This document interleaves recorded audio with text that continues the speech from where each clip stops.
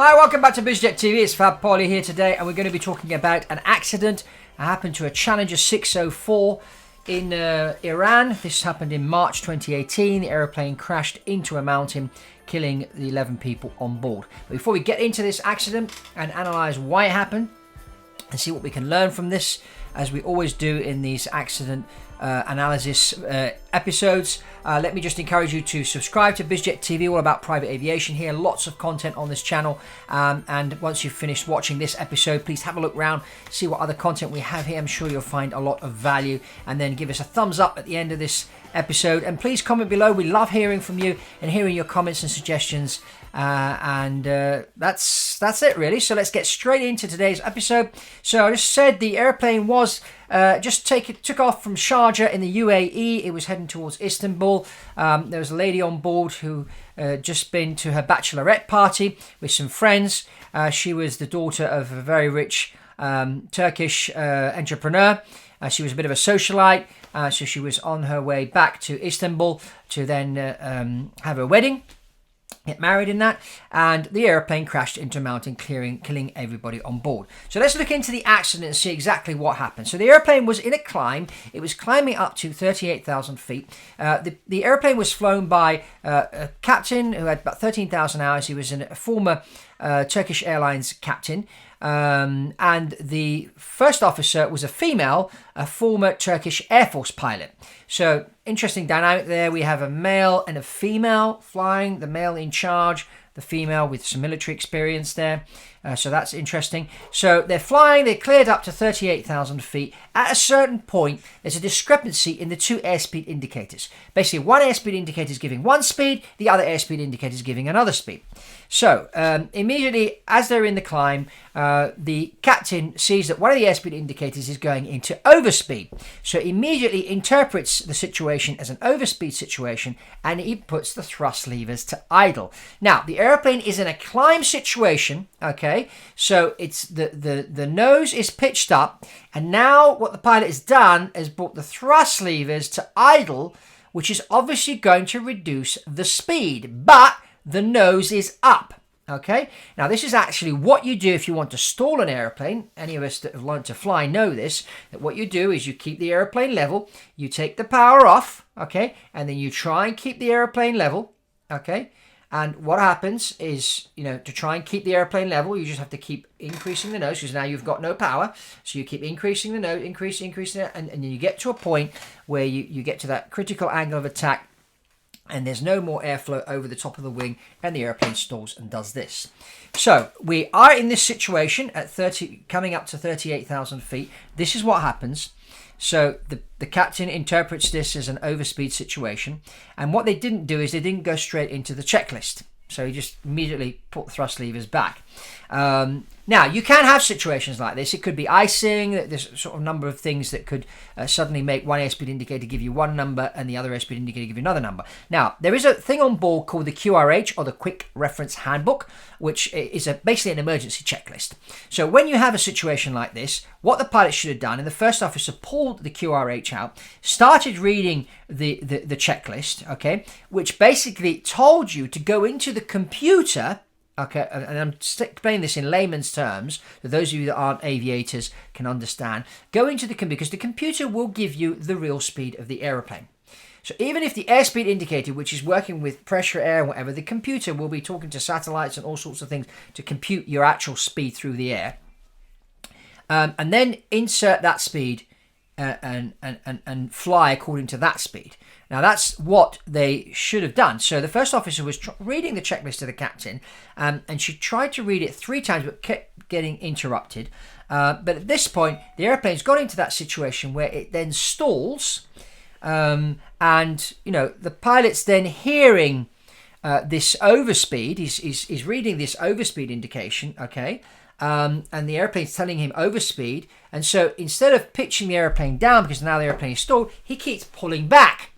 And so the situation is getting worse. And as all this is happening, the airplane crashed into a mountain and all people on board died. Now, this situation, this type of accident is called LOC-I, which stands for loss of control in flight. And there have been a number of accidents that have happened due to this.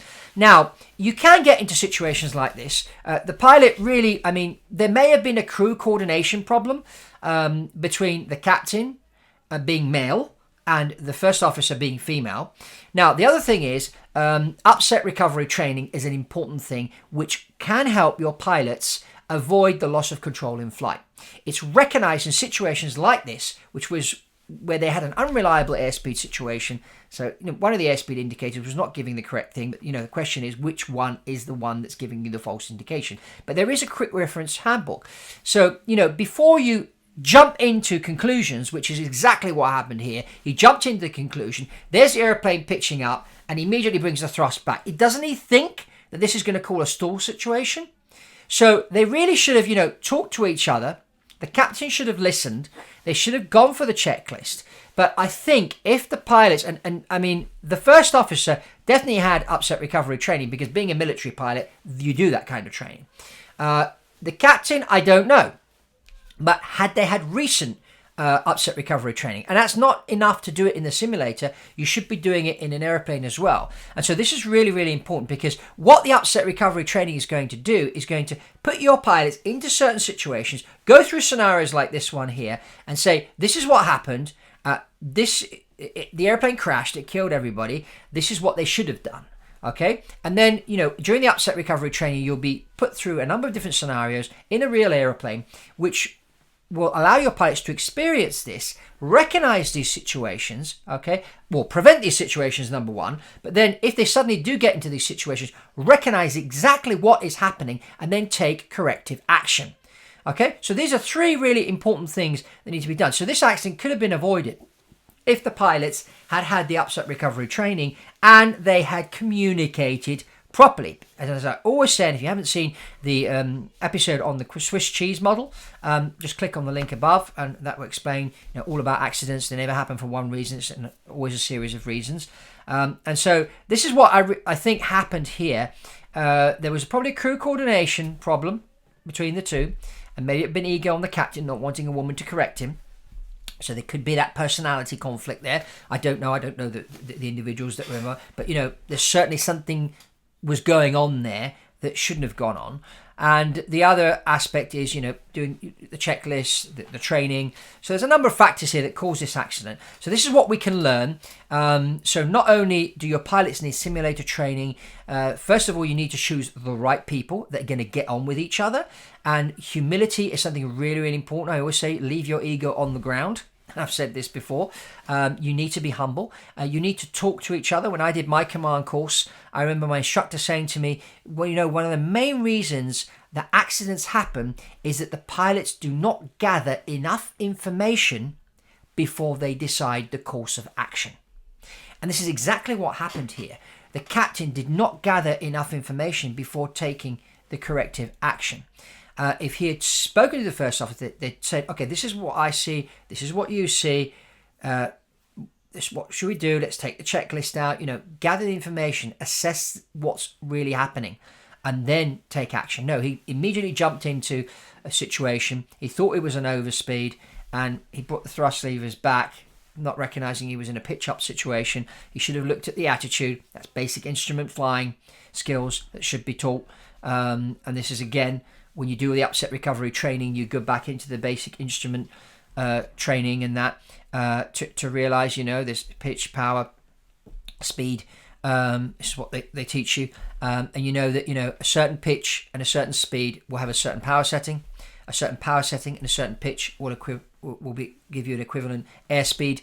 This is basic instrument flying that I don't think really was the pilots didn't go back to the basics, as I said.